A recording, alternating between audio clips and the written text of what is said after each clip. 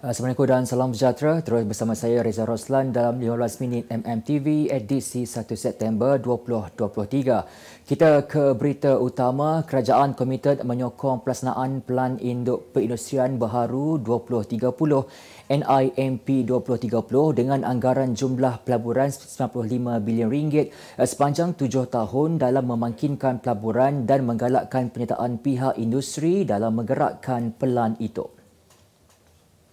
Perdana Menteri Datuk Seri Anwar Ibrahim berkata pelaburan tersebut adalah daripada sektor swasta, digerakkan daripada ekuiti swasta, modal dan pasaran kewangan. Beliau berkata demikian ketika berucap melancarkan NIMP 2030 di Menara Kementerian Pelaburan, Perdagangan dan Industri MITI Kuala Lumpur hari ini. Turut hadir Timbalan Perdana Menteri Datuk Seri Dr. Ahmad Zahid Hamidi dan Menteri Pelaburan, Perdagangan dan Industri Tengku Datuk Seri Zafrul Abdul Aziz. Anwar yang juga Menteri Kewangan menjelaskan pelaksanaan NIMP 2030 berlaku pada waktu yang tepat dan memberi peluang untuk membina daya tahan Malaysia berdasarkan trend geopolitik global. Tambahnya NIMP 2030 direka untuk meletakkan Malaysia sebagai kuasa ekonomi serantau sekaligus akan memastikan pengagihan kekayaan ekonomi yang adil kepada segenap lapisan rakyat. Peguam Cara Negara Datuk Ahmad Terrudin Mohamad Saleh dilantik sebagai Peguam Negara berkuat kuasa 6 September ini. Pelantikan itu bagi menggantikan Tan Sri Idrus Harun yang akan tamat tempoh lantikan secara kontrak pada 5 September ini. Dalam pada itu, Ketua Setiausaha Negara Tan Sri Muhammad Zuki Ali berkata, pelantikan Ahmad Terrudin yang diperkenankan oleh Yang di-Pertuan Agong selaras Fasal 1 Perkara 145 Perlembagaan Persekutuan. Ahmad Terrudin, 54 tahun, dilaporkan merupakan calon pertama yang datang terus daripada Suruhanjaya Perkhidmatan Kehakiman dan Perundangan sejak bekas Peguam Negara Abdul Ghani Patail yang dilantik ke jawatan itu pada 2002. DAP mengakui peluang Pakatan Harapan PH mempertahankan kerusi Dewan Undangan Negeri DUN Simpang Jeram pada Pilihan Raya Kecil PRK seimbang dengan Perikatan Nasional PN. Bercakap kepada Utusan Malaysia, Ahli Jawatankuasa DAP Johor Eng Yak Hau berkata keraguan itu masih wujud berdasarkan beberapa faktor terutama soal peratusan keluar mengundi dan pendirian pengundi UMNO. Beliau yang juga Ahli Dewan Undangan Negeri Adun Bentayan berkata jika kedua-dua faktor itu dapat ditangani sewajarnya, PH berpeluang meraih jumlah undi tertinggi pada hari mengundi 9 September ini. Bagaimanapun, Yak Hau tetap menaruh kepercayaan kepada UMNO dalam meyakinkan pengundi mereka serta membantu calon sepanjang tempoh berkempen. Beliau juga mengakui calon PN Dr. Muhammad Mazri Yahya mempunyai peluang untuk meraih sokongan majoriti pengundi Melayu berbanding calon PH Insinyur Nazri Abdul Rahman. Namun berharap pengundi di Simpang Jeram memilih pemimpin tempatan pada PRK kali ini. Perbadanan Usahawan Nasional Berhad PUNB melantik mantan Ketua Polis Negara Tan Sri Akril Sani Abdullah Sani sebagai pengerusi PUNB baharu berkuat kuasa hari ini. Beliau menggantikan penyandang sebelum ini iaitu Datuk Ahmad Nazlan Idris yang telah melepaskan jawatan tersebut pada 20 Disember 2022. Ketua Pegawai Eksekutif PUNB Izwan Zainuddin berkata ahli lembaga pengarah, pengurusan dan warga kerja PUNB merakamkan ucapan tahniah atas pelantikan Akril Sani dan mengalu-alukan kehadiran beliau di PUNB. Akril Sani sebelum ini menerajui kepimpinan Polis Diraja Malaysia PDRM sebagai Ketua Polis Negara ke-13 bermula 4 Mei 2021 hingga 22 Jun 2023. Ketika ini, beliau juga adalah pengarah bebas bukan eksekutif dan timbalan pengerusi dagang Ni Exchange Berhad. Beliau memiliki sarjana sains pengurusan dari Universiti Utara Malaysia UUM dan ijazah sarjana muda kepujian kejuruteraan awam Universiti Teknologi Malaysia UTM.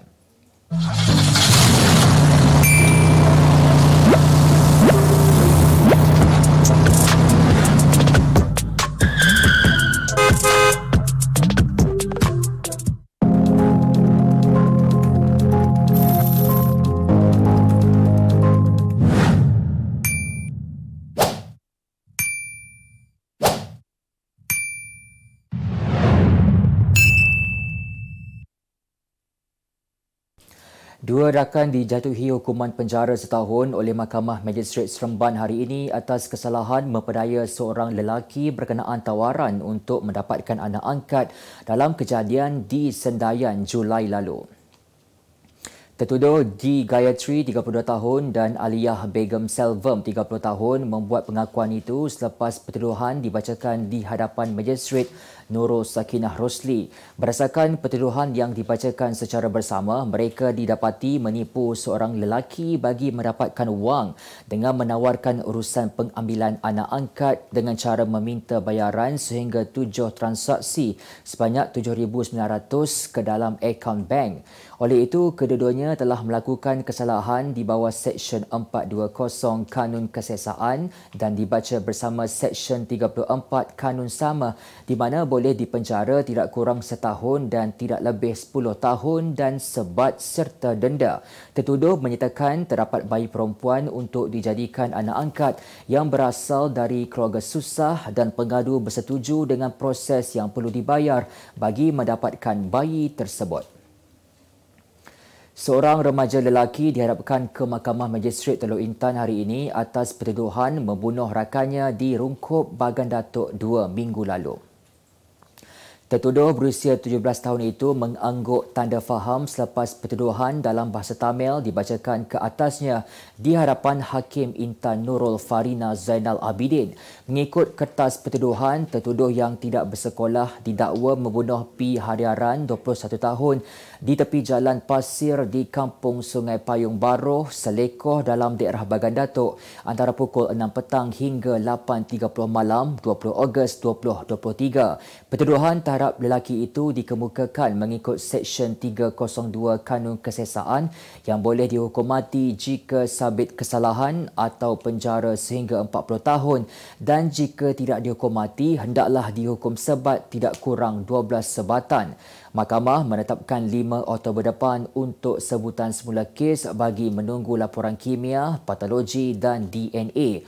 Menerusi laporan media pada 24 Ogos lalu, mayat seorang lelaki dengan kesan luka di bahagian tangan, kaki dan leher ditemukan dalam parit di kawasan kebun kelapa sawit di Kampung Sungai Payung Baroh, Selekoh. Susulan penemuan mayat tersebut, tangkapan dilakukan terhadap seorang lelaki yang juga rakan mangsa di hutan melintang 4 hari selepas mayatnya dijumpai. Berdasarkan siasatan, suspek mengaku melakukan pembunuhan tersebut dan motif kejadian dipercayai ekoran cemburu kerana mangsa mengganggu teman wanitanya. Beralih ke berita luar negara, lebih 2.7 juta rakyat Singapura keluar mengundi hari ini bagi pilihan raya Presiden ke-9 Republik itu. Antara 3 calon yang akan bertanding bagi merebut jawatan tersebut ialah bekas Timbalan Perdana Menteri merangkap Menteri Kewangan Singapura Tharman Shanmugaratnam, bekas Ketua Eksekutif Insurans Tan Kim Lian dan bekas Ketua Pegawai Pelaburan Dana Kekayaan Berdaulat Singapura GIC Eng Kok Song. Pada Mei lalu, Halimah Yaakob yang merupakan Presiden wanita pertama dalam sejarah Singapura sejak 2017 mengumumkan yang beliau tidak akan bertanding semula bagi merebut jawatan tersebut. Sebanyak 1,264 pusat mengundi dibuka hari ini di seluruh Singapura seawal 8 pagi hingga 8 malam dengan kira-kira 36,000 pegawai pilihan raya ditugaskan bagi pemilihan itu. Institut Penyelidikan Dasar Makanan Antarabangsa IFPRI memberi amaran bahawa peningkatan harga komoditi utama seperti beras, gula dan bawang di India akan menyebabkan inflasi ekspor makanan dunia. Indeks harga beras pertubuhan makanan dan pertanian FAO melonjak 2.8% pada Julai lalu sekaligus paras tertinggi sejak September 2011. Peningkatan itu didorong oleh kenaikan harga pelbagai beras tempatan selepas India melarang ekspor beras ke luar negara. Peningkatan harga beras memberi kesan negatif terutamanya kepada negara miskin manakala jaminan makanan di 18 titik panas kelaparan yang dikenal pasti oleh FAO dan Program Makanan Sedunia FWP menjadi semakin buruk. Menurut IFPRI, 42 negara di Asia dan kawasan pinggir Sahara di Afrika mengimport 50% beras masing-masing dari India, manakala import beras di beberapa negara lagi mencecah 80%. Permintaan beras India tidak boleh digantikan dengan mudah oleh negara pengeksport utama seperti Vietnam, Thailand dan Pakistan.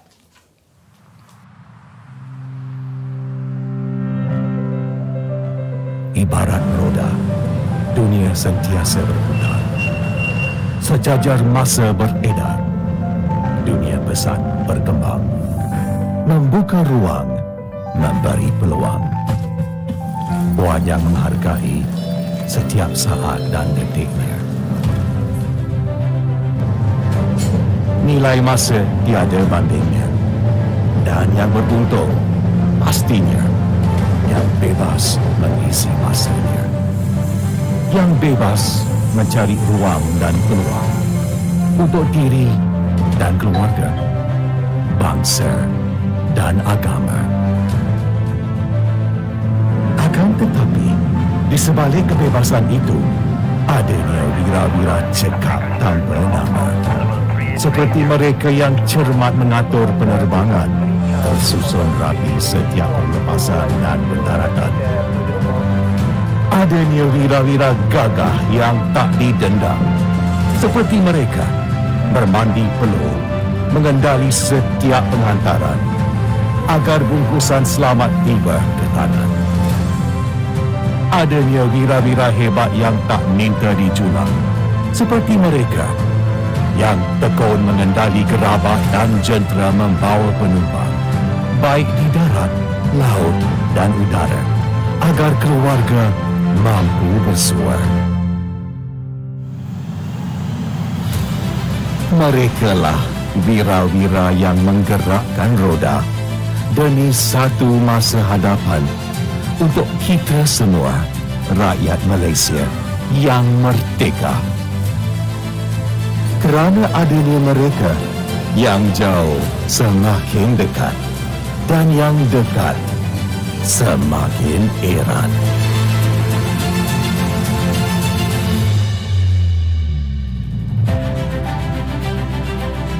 Pengorbanan mereka selalunya tidak disedari, tetapi kesannya bergema di seluruh masyarakat kita. Mereka berani menghadapi keadaan cuaca yang mencabar, bertahan berjam-jam dan mendahulukan tanggungjawab mereka untuk memastikan rakyat kita boleh bergerak dengan bebas, berhubung dengan orang tersayang dan menyumbang kepada kemajuan negara kita. Semoga ucapan terima kasih kita kepada wira yang tidak didendam, yang membuat negara kita bergerak menjadi bukti semangat perpaduan dan kemajuan yang tidak berbelah bagi, yang mentakrifkan negara kita yang hebat. Selamat Hari Kebangsaan ke-66.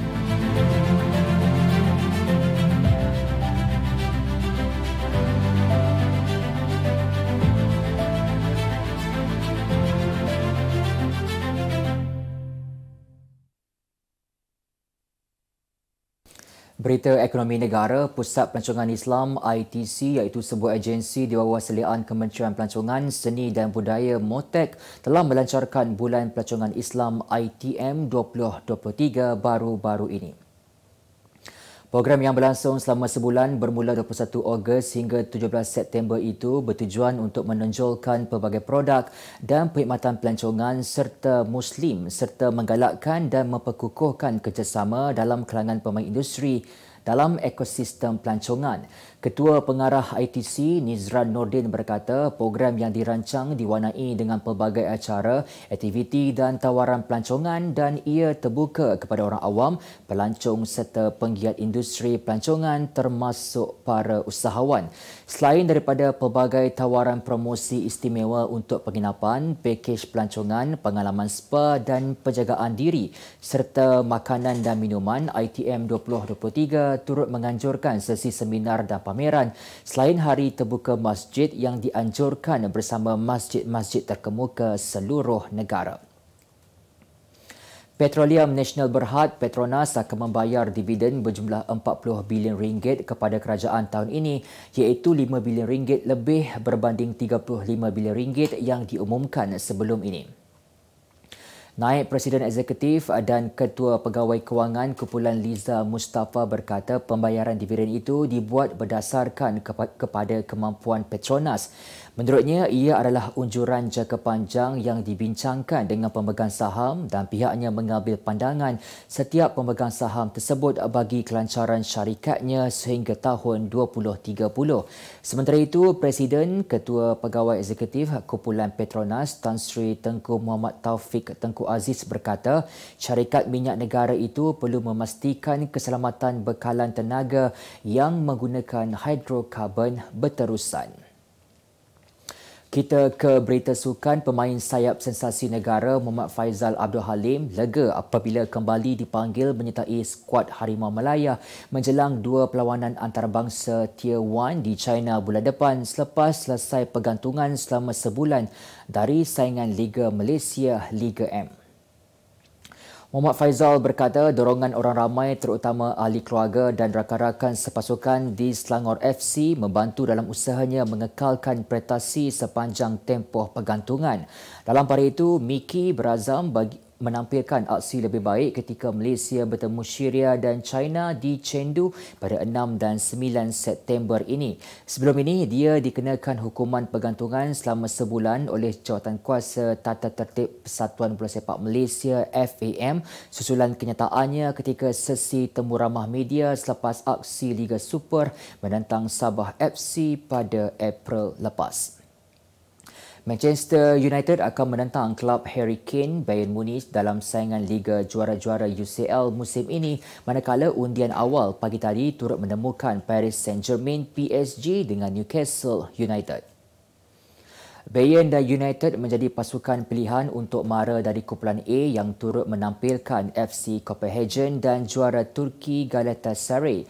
Pertembungan Bayern dan United mengimbau pertemuan paling diingati dalam final UCL 1999 yang dimenangi United 2-1 selepas kembali bangkit dari ketinggalan pada lewat permainan. Sementara itu, dalam kumpulan F dilihat seimbang apabila Newcastle akan berdepan AC Milan dan Borussia Dortmund berdepan PSG. Manchester City yang merangkul kejuaraan Liga Juara-Juara buat kali pertama musim lalu dilihat menerima undian mudah bersama RB Leipzig, Red Star Belgrade dan Young Boys dalam kumpulan G.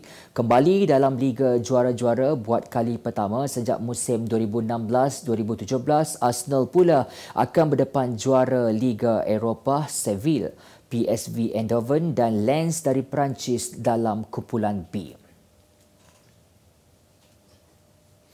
Sebagai penutup 15 minit MMTV hari ini, saksikan laporan cuaca esok Sabtu 2 September 2023. Jangan lupa dapatkan akhbar utusan Malaysia dan Kosmo untuk berita-berita terkini dan menyeluruh. Sekian saja dari saya, Reza Roslan. Assalamualaikum dan selamat berhujung minggu.